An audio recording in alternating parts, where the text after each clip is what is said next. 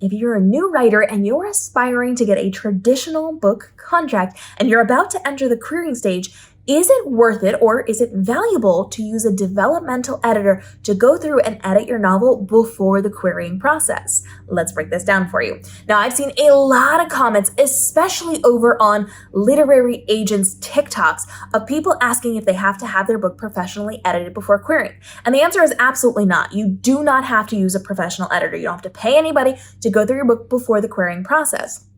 Your agent is going to edit your novel, and then they're going to try to sell it to a publisher who will put you through working with a professional editor. So it's going to go through the stages of professional editing. However, what I'm seeing is a lot of people are really nervous because they feel like they're not getting their draft just right. They want to give themselves a creative edge and make sure they're putting the best, most polished manuscript up to these agents so that they do not constantly get denied for whatever reason, and they want to make sure that it is really going to work in their favor. So for some people, not all people, but for some people, it might be really valuable to work with a developmental editor.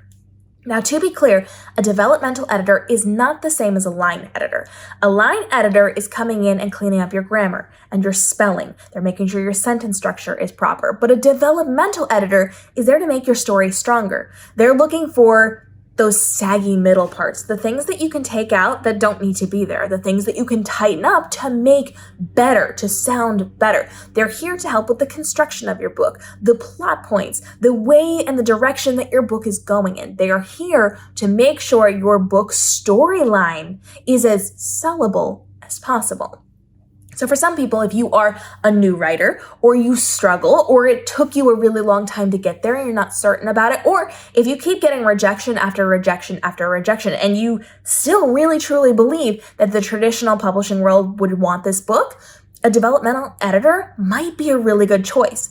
A developmental editor is kind of like using somebody to stage your house if you're selling it. So if you're selling your house, you do not have to bring somebody in to make it look pretty to sell. You can just sell your house how it is. You can sell your house with your stuff in it. You can clear your stuff out and just let it be an empty house. You can do the work and you can make that house sale. However, if you want to make a little bit more money, or if you want to entice people to come and look at the house, you may want to stage it so that it looks better in the photos and it looks better when they come to visit the house to see if it's something that they want. Bringing in a professional is not something you have to do.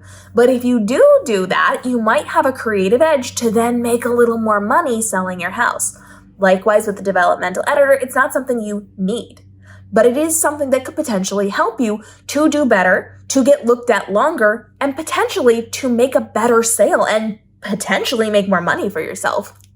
So as a new writer, as somebody who is just getting into the space, or as somebody who struggles with writing, you may want to have a developmental editor. And that's across the board. It doesn't have to be if this is your first manuscript or your 10th manuscript. It could be something that you need to do throughout the course of your career, depending on who you are and how you write. So a developmental editor can absolutely be beneficial, but it is a professional that you are paying out of pocket and you will not be reimbursed for that. So this is just if it's something you feel you need. This is someone to help guide you on the process and handhold you with what you are doing and to give you a professional opinion on how you can make things better to then make it more sellable to an agent and then to a publishing house. Again, comes out of your pocket. It's not something anybody's going to reimburse you for. It is not something anybody is asking you to do. So it's of your own accord, but you know you. And you know how you write and how you function and how you can do things.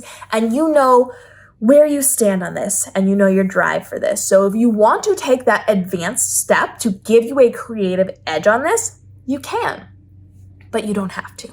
So developmental editor is something you can think of, especially if you're struggling, especially if you're not sure, especially if you just want to make sure it is the best that it possibly can be. It's an investment in your career, not even your manuscript. It's an investment in your career and not one that everybody has to make. You do have to make that decision for yourself. And if you're going to, you then need to do your research. You need to find somebody who is good because, as I continually say, especially in the world of editors, anybody can say anything about themselves. Anybody can hang up a little sign and say, I am an editor.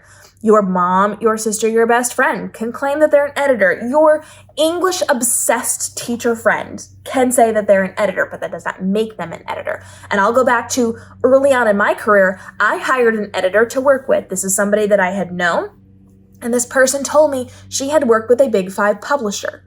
So I trusted her and I let her edit my book, and she was trash at it. It was horribly done. And it turned out that she had not worked for a Big 5 publisher or worked with an author with a Big 5 publisher. What she had done was beta read a book for an author who eventually, after she saw it, sold it to an agent who sold it to a publishing house, one of the Big 5. So she misrepresented herself with her credentials, and I paid the price for it. So you have to do your research as you are going to be getting into the world of working with any editor to make sure that you're safe and protected and actually getting your money's worth. So if you have questions about editors, please privately message me. You can DM me, you can email me, you can reach out to me. I am going to not maybe answer all of the comments. I'll ask you to DM me for this, but I will happily go and look at their website, go and look at their work. I will happily help you to look this person up to make sure that they are legit. Even as something as simple as their name and scam in a Google search can give you a lot of information. Check things like writer beware. Check in Facebook groups and type their name into the search bar to see if anybody has complaints about them or is saying good things about them. Doing your due diligence and your research is really important, especially because you're paying usually a good chunk of money. Like, they deserve it, absolutely, but it's still a lot out of our pocket, and sometimes it can be a lot to swallow. So making sure that you have done your due diligence to find somebody that is professional to work with is the thing that can make or break your success when working with any type of editor, line, dev, whatever. Drop your questions on this down below and follow along for more daily videos helping you navigate the world of your publishing, from your writing to your publishing to your marketing, to make this your most profitable year ever with the least amount of stress and overwhelm and time commitment on the content you're creating. We'll see you in the upcoming episodes.